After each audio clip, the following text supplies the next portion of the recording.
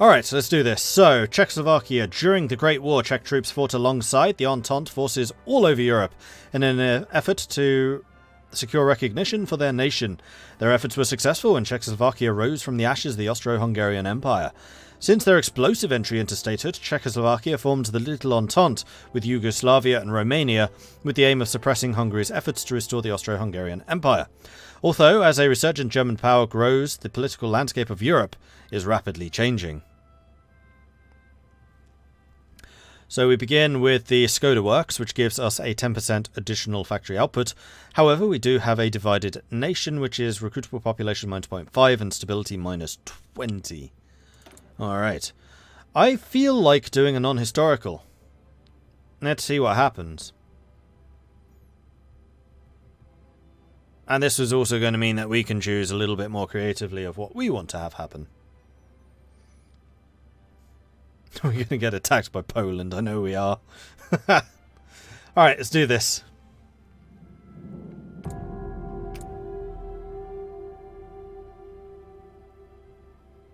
And of course, we got the AI bug. Alright, let's reload that. Oh, today everything that can go wrong is just going wrong. One thing after another.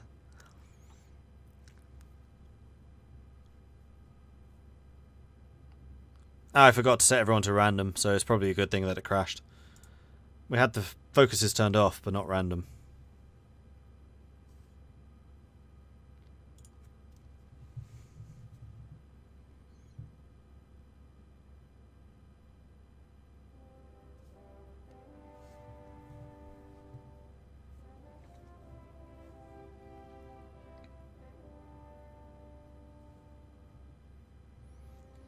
UI, not AI. It's where the UI just doesn't load. Alright, let's try that again. New game. Select scenario. Check. Select. Custom game rules. Load preset. Random. Load. Right, everyone's set to random. Historical AI focus is off. Let's do this. See you, Charlotte.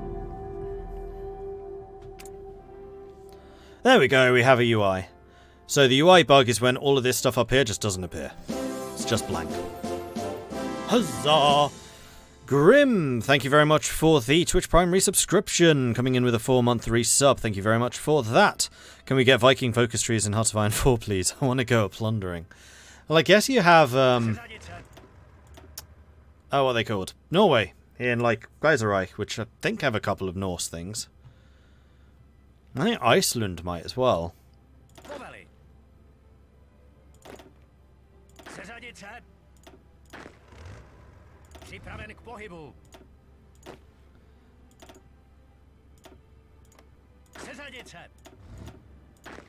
It's even got Czech voices. I'm actually impressed. Okay, so what do we have going for us? We have Edvard Benesh, currently ruling the country.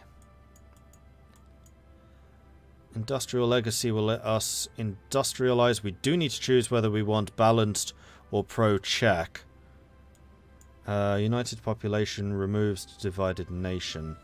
So Czech industry, I'm guessing, is just more industry. 3, 6, 9 versus 3, 6, 9, but less factories.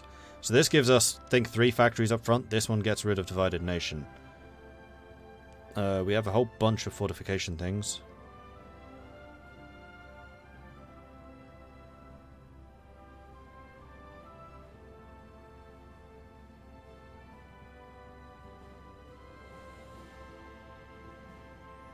Arms exports, production cost for medium tanks, heavy tanks, light tanks, production efficiency growth, 10% faster production efficiency growth.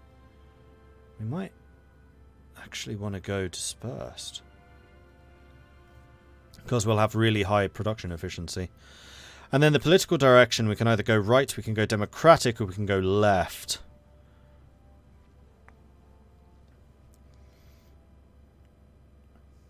So I believe, I could be wrong here, but I think I'm right in saying this, that the Czechoslovakia actually had one of the strongest democracies going into the Second World War.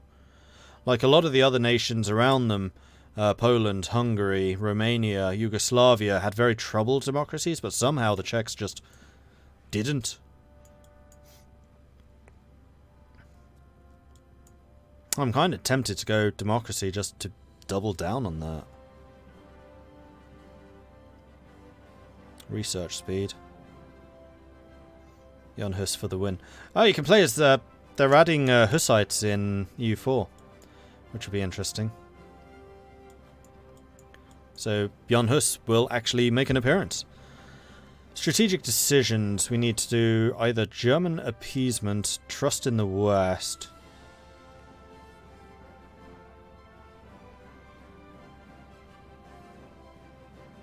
Oh, you can't get over... Apparently, at some point, the Czechs could get 6 research slots. I seem to remember doing that the last time I played as the Czechs, actually. Or we could create the Czech Entente, which is what the AI did last time. Divisions required for sending volunteer forces minus 50%, so we could get involved in other people's wars without actually being in a war. Ahead of time for mountaineers, that's going to be nice. Artillery... Some land doctrine stuff. War college. Military leader down. Planning speed up. Starting attack level for new army leaders +1. And another research slot. So it's one there. One there. And we start with 3. So there must be one more somewhere else.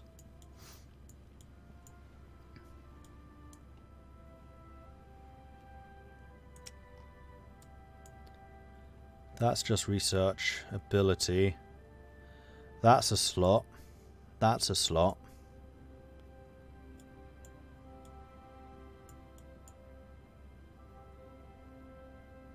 One.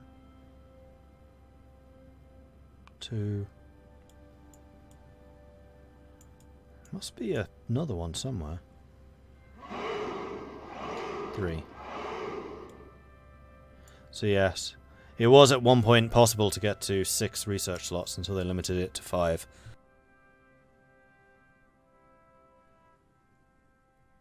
The Czechoslovak Legion, the Silurius, they're involved in the Russian Civil War, yeah. P.S. Someone should do a Russian Civil War mod for Hearts of Iron 4. I think that's what Kaiserreich started out as. Because before it became Kaiserreich, it was the Russian States mod or something like that. And that's why there's so much detail behind Russia in it, because it was a Russian mod first.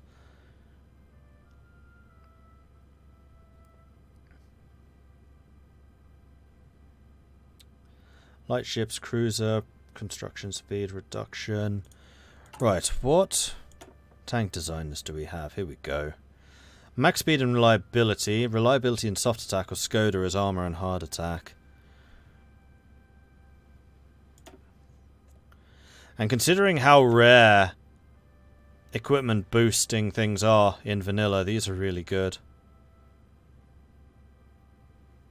That armor hard attack.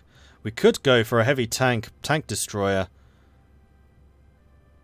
model thing. Heavy infantry units, basically. So what do we think? Should we go democratic? Should we go pro-Comintern?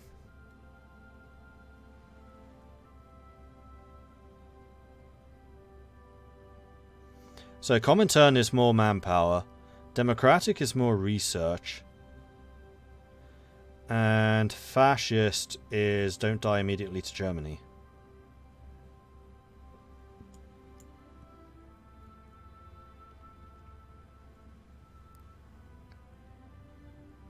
They should just eat Germany. Uh-huh.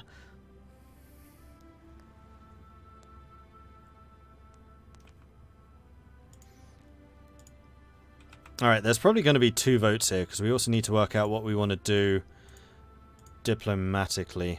Whoops. There's new vote. There's new vote. Which path? Democratic? We have Comintern.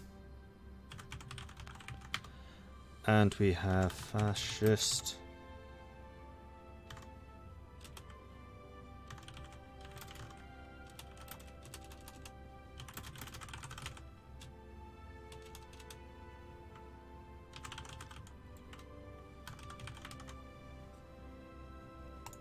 Alright, polls up.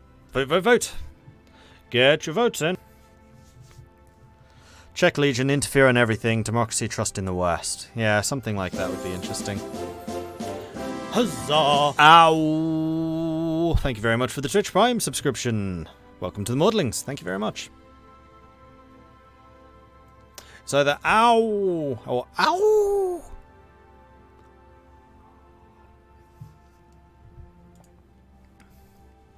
Get your votes in. Vote, vote, vote.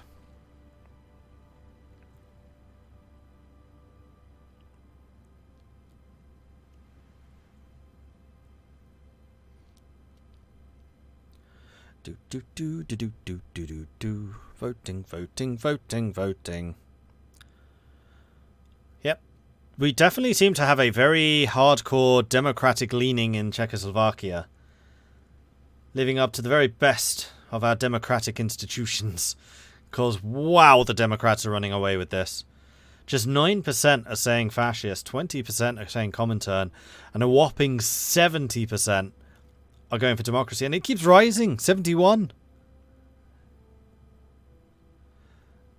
Yeah, I'm going to say that this is pretty overwhelming enough, so we're going to go with democratic. So democratic bastion, which is then going to give us the options of trying to get German appeasement, though I strongly suspect that is going to be far more effective if we went fascist. Or we can trust in the West and hopefully not die, or set up our own entente.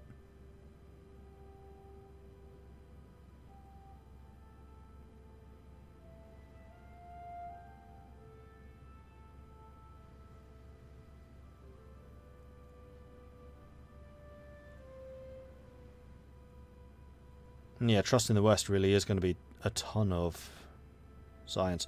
Ooh, max planning! If we have the Entente.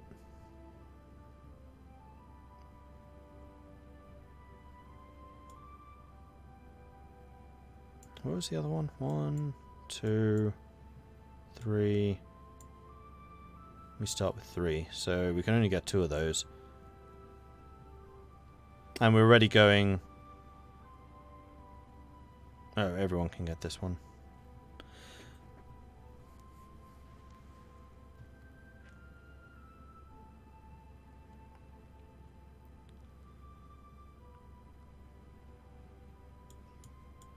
Entente just for the Czechs, no other countries allowed. Right, well, we should probably start with the industrial legacy. Civilian factory construction speed's always nice. Skoda Works was the largest arms manufacturer in Austria-Hungary, and since our independence they have branched out to become a leader in many fields of industry. Having such a high concentration of both expertise and heavy industry greatly aids all industrial efforts. And we're going to get... Whoa, that's a lot of infrastructure already. Do we get any more?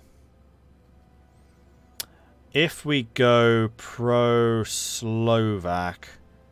Yes. And I would like to get rid of Divided Nation, because that stability is Yauchi's.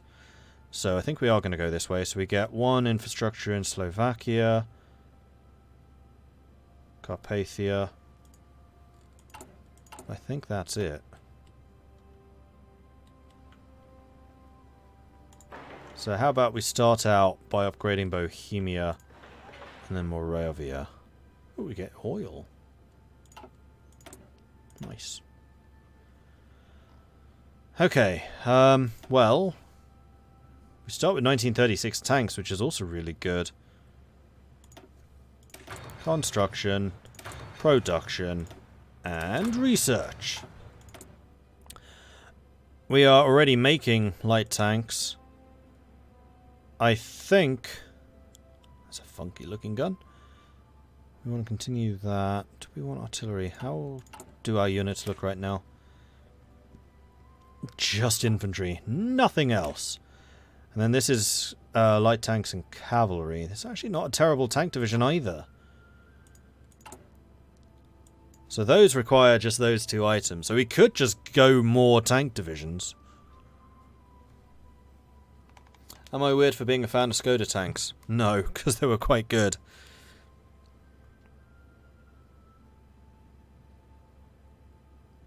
See you, poet.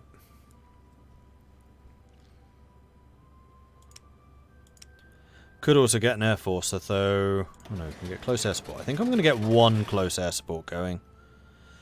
Because we are going to struggle, depending on what everyone else does, to get aluminium and rubber in. In fact, I think I might just go for the AA path again. So let's get some AA in production. Let's get some artillery in production so we can at least get the support going. Then one more of each of those. Yeah.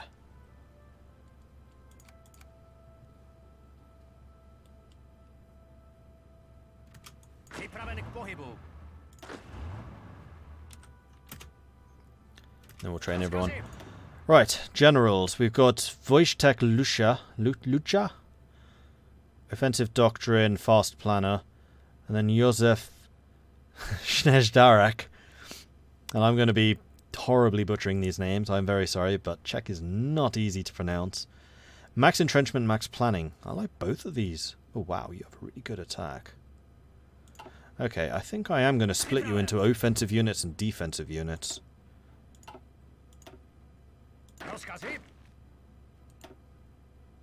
In fact, the cavalry and the tanks can go into the same unit. So you lot are going to be with Richard Tescherek. And you're going to be commanded by Lucia. And then you lot are going to be Mr. Defensive Man. And then the Mountaineers can come in with the infantry, who will then be commanded by the Winter Specialist. Czech commander's pretty good too. Oh yeah, we have no manpower. Excellent. Partially because of the divided nation, I suspect. Well, the ones that we definitely need to watch are these perfidious Germans. So let's go and set ourselves up something over there. You even have an eye patch! You look like, oh, what's his face? Teabag in Prison Break. With an eye patch. You know, I could envision him being a tank commander, actually. Oh yeah, we're not playing Portugal anymore. Good point. We have switched over to the Czechs.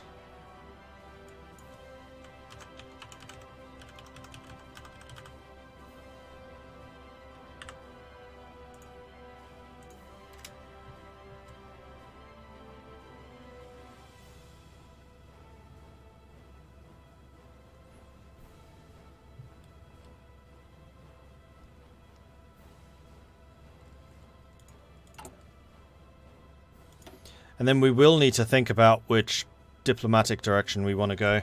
But I kind of want to wait until mid-37 to see where other people are at in terms of that.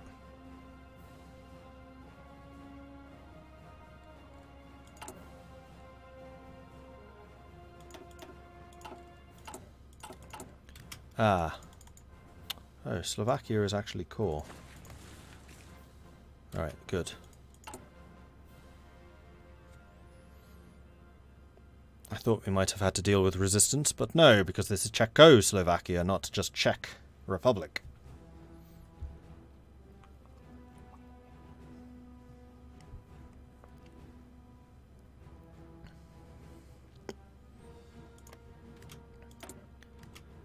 No known focus, 5-year plan, Western focus, so Yugoslavia's going Western. Romania's going independent.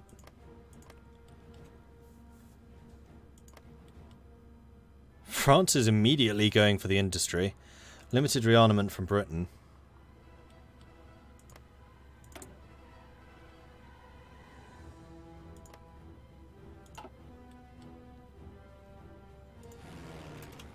And, wow, we have a massive air force.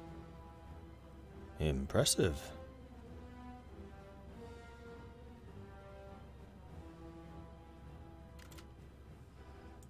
Okay.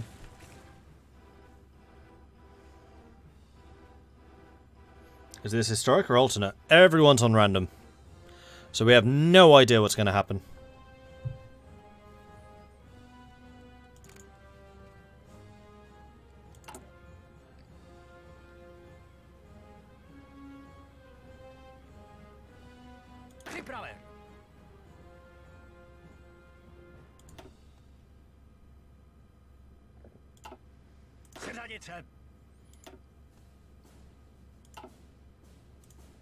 Ano, pane!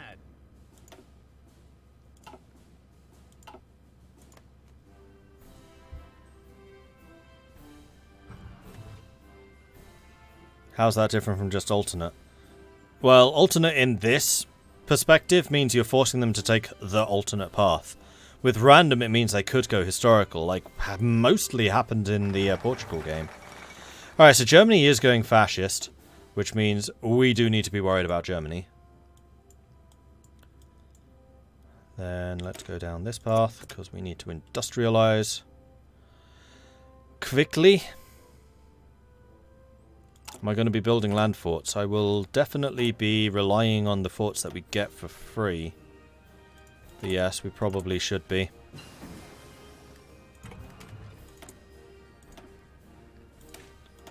Mechanical computing.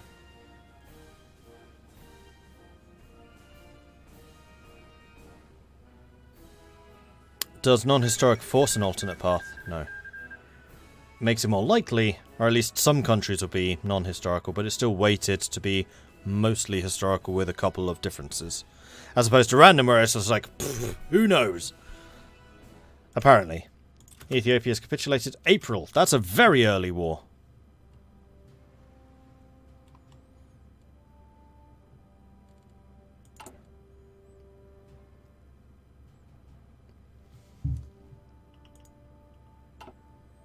We got really good efficiency already. Good, good. Alright, infantry is fully trained. These guys are still going. Second London Naval Treaty has been signed. Okie dokie. Right, query. Where have you put the mountaineers? And are they in the mountain? You are. I don't know how smart the AI usually is about this. Yeah, see? We have loads of mountains, so of course you go and stick them in one of the only forest provinces.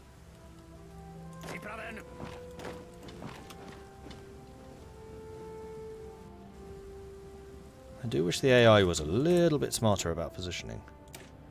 And by a little bit, I mean a lot. Dispersed industry.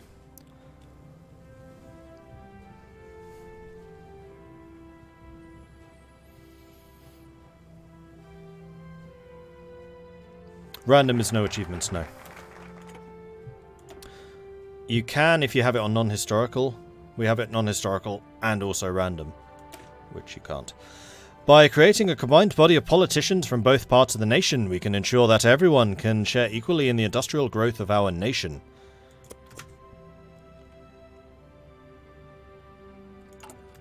In fact, once we have the... There's the elusive gentleman! Now you see him! But will he be there forever? Tizo. Why is Tizo a familiar name?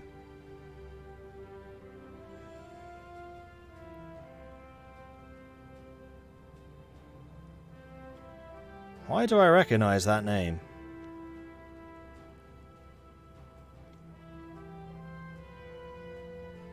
Not sure. Oh, interesting. Prince of Terror is quite strong now. Non-core manpower +2, foreign subversive activities -30, damage to garrisons -25. He's actually really good.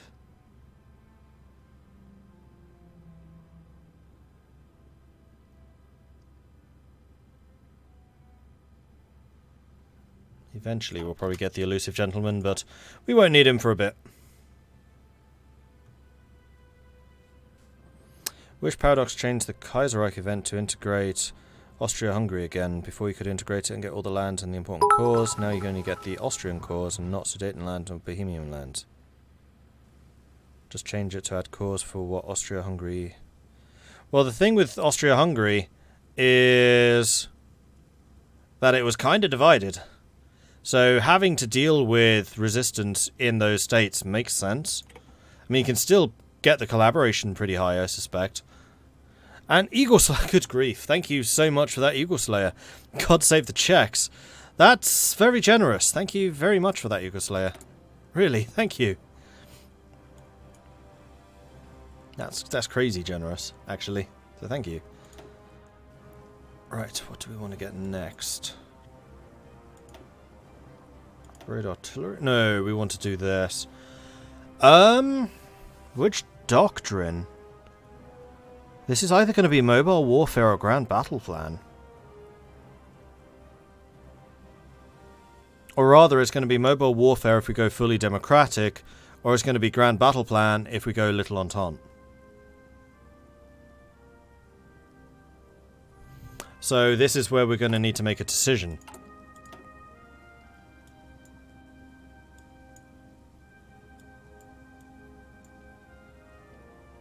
Although I really don't want to make this decision just yet.